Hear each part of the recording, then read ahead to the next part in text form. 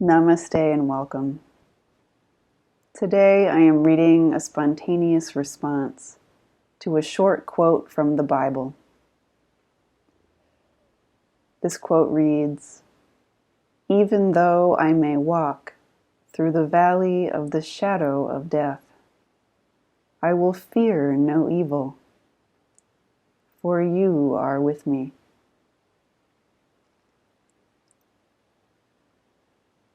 God never leaves you alone, not even in the valley of the shadow of death. He is always asking the question, who is the one that can never leave you? This most basic question has the power to answer 1,000 questions, to heal 1,000 wounds, and to set you free from fear, so that you may know the source and center of God's great love within you. There may come a time where the longing to answer this question intensifies. He never asks that we overcome. He asks only this most loving question, so that we may come home to Him as quickly as possible and relieve all suffering, even if the physical or emotional pain should continue. He is always asking this question very kindly.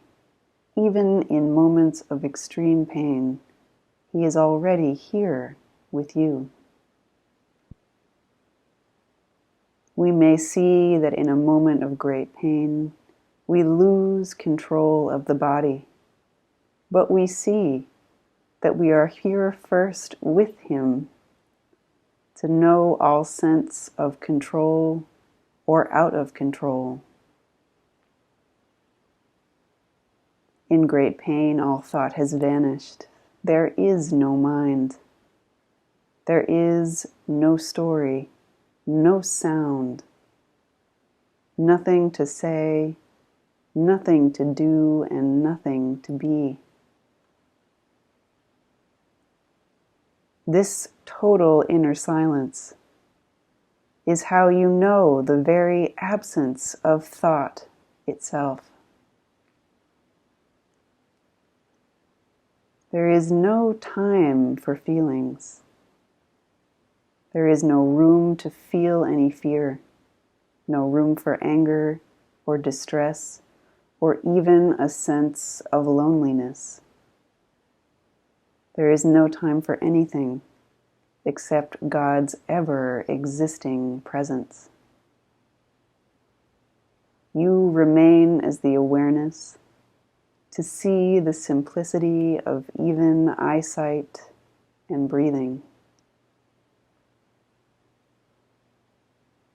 You have no time to know what is happening, but you may be aware that you are still conscious. You have forgotten who you are, and yet you are safe. You are unharmed. You simply exist here. You rest with God. See with His vision. He is always with you.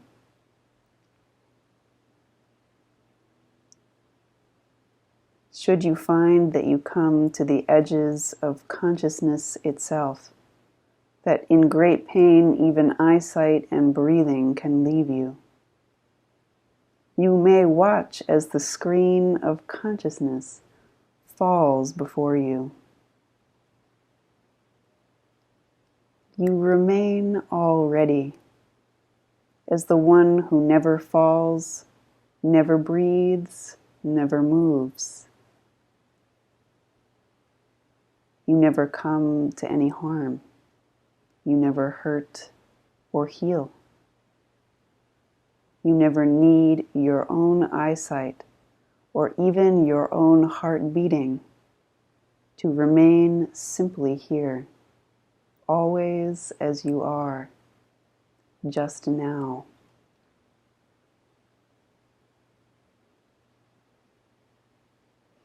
How is it that we can speak of the phenomena of consciousness or unconsciousness?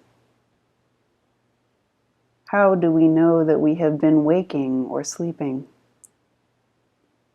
Who is the one that knows all of these comings and goings? If ordinary eyesight is failing, but you remain here to know its failure, whose vision are you seeing when the lights of consciousness are going out? Do you exist as an object within your sight? Or are you here first, and you know all of these appearances exist first within you? Which is the greater, which is the primary in you?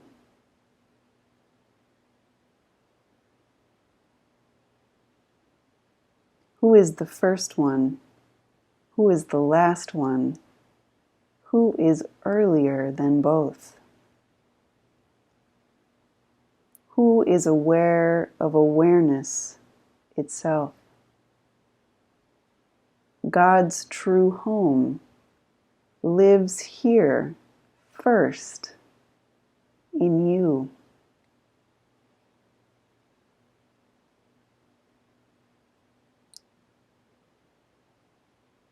One day, before experiencing the clarity of the awakening within extreme physical pain, I felt that I could not bear to live another moment. It did not occur to me that I meant by this was that I could not bear to live another moment without God. All I knew was that I was suffering, and I wanted to find the back door out. I found myself in a state of extreme agitation, anger, and despair. I was screaming and crying hysterically, and there was no control over the intensity of this suffering. I longed only to come home forever, away from the suffering and the pain that I perceived. I reached for a bottle of pills and filled a glass of water, and sat down at the table to contemplate my options.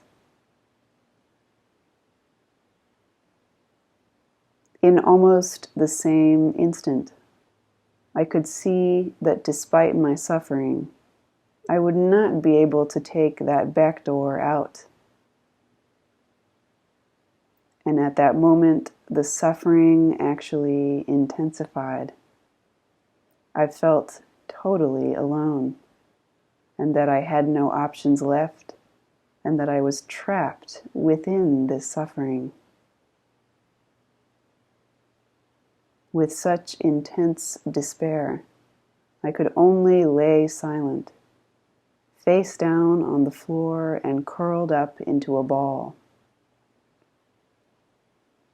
In the same way that physical pain can become unbearable, also the feelings of emotional pain can become unbearable. And in that moment was a definitive break, a shift and a glimpse of a greater awakening that would soon become much more clear within the story of the extreme physical pain that I have offered. In this moment of emotional despair, I perceived in one moment that the pain was all there was, but in an instant, Something seemed to break, and I was not the ball of suffering, but actually the vastness, the grand vastness, as if the whole ocean was inside of me. I felt that the ocean was me, the greater truth of me. And this somehow I had never known before, although it had always been there.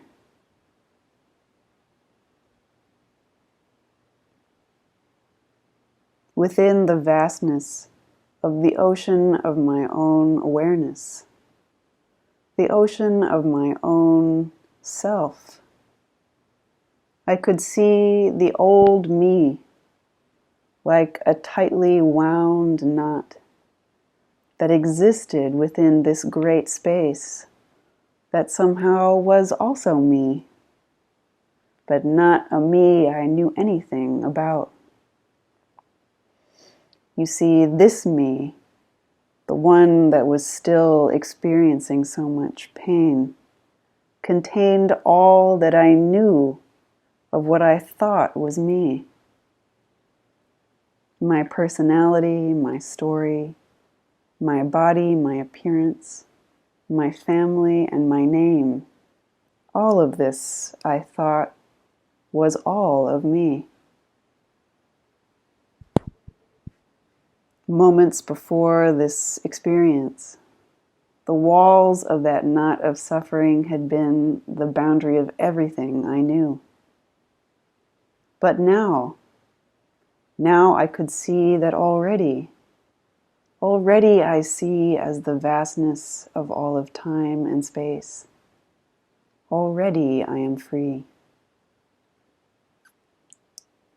Within the vast calm of this ocean, the great depth of love and stillness, the knot of suffering spoke out its highest truth into the nothingness. And it simply said with total honesty, I am in so much pain. And as it spoke, its words radiated intense feelings of despair and anger and loneliness. It was as if the knot of suffering had a cord, an umbilical cord, tied to me that I could feel its pain still. And yet I was as vast as space.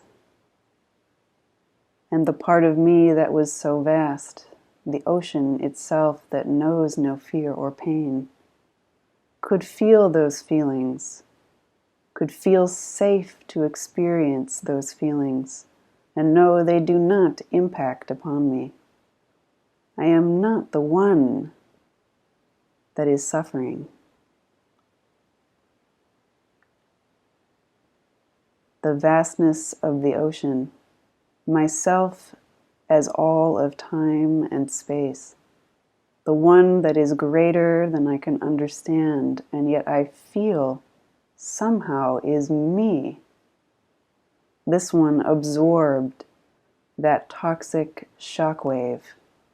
It allowed its full expression, and yet held this knot of suffering within it without reaction or response.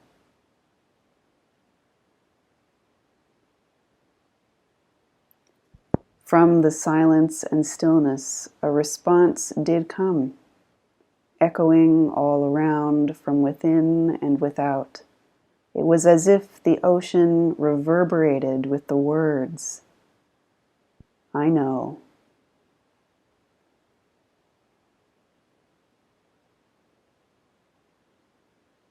They were more than words. They were felt as the embrace of God Himself, of the strongest love and compassion.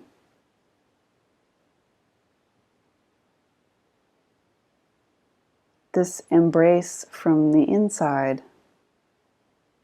was all there ever was, all there is now, and all there will ever be.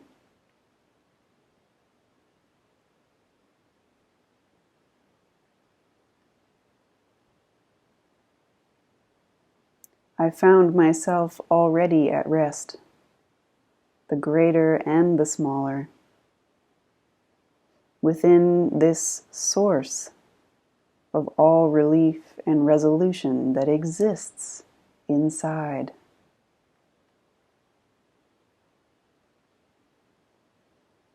God is here. He is always here. You are always within His great embrace. He is with you. He is the source and the center. He loves you and only you, and His embrace is so grand that it exists always here now for everyone, regardless of the circumstances.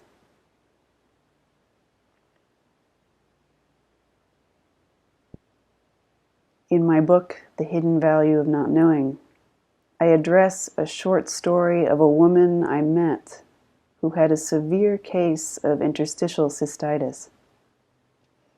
She was shaking uncontrollably and told me she just wanted to find the back door out. From page 64, the woman was jittery. She looked close to tears and her eyes were haunted. She said, "Don't you ever think about just walking out into the traffic?" I didn't say yes, but I knew why she would say that. I also longed for rest and relief.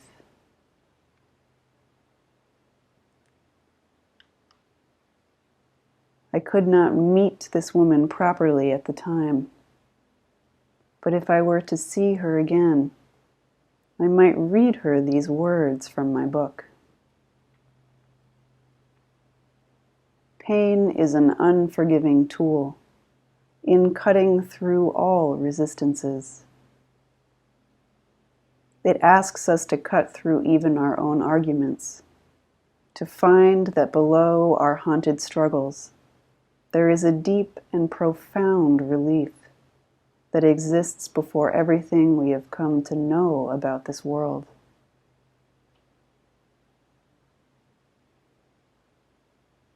If I could speak to her now, I would perhaps say, "My love, you will not remember me, but I hope that your pain has healed.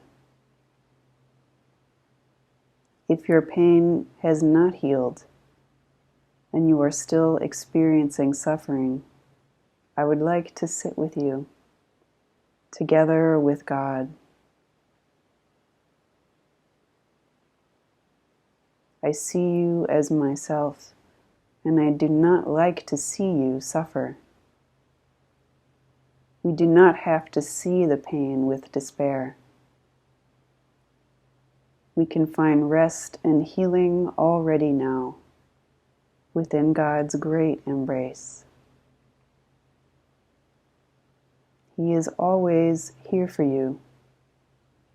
He is here with you now. I am also with you, and I love you. I wrote this book for you and others because I love you so much. Within these difficult experiences, God provides the tools to know His love more fully.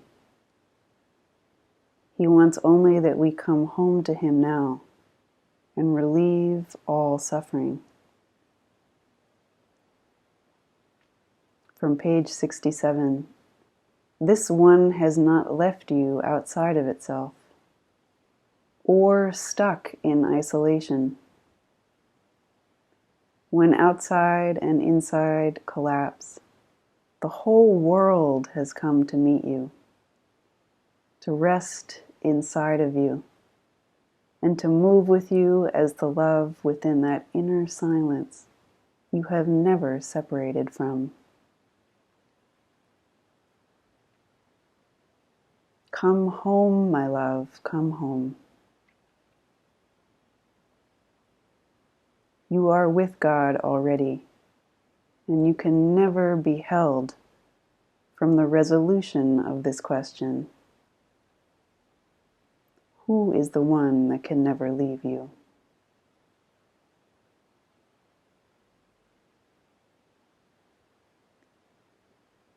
I love you, and you are not alone. God is with you now and always. If you are experiencing difficulty, I am here for this and understand if you would like to meet privately. I love you now and always.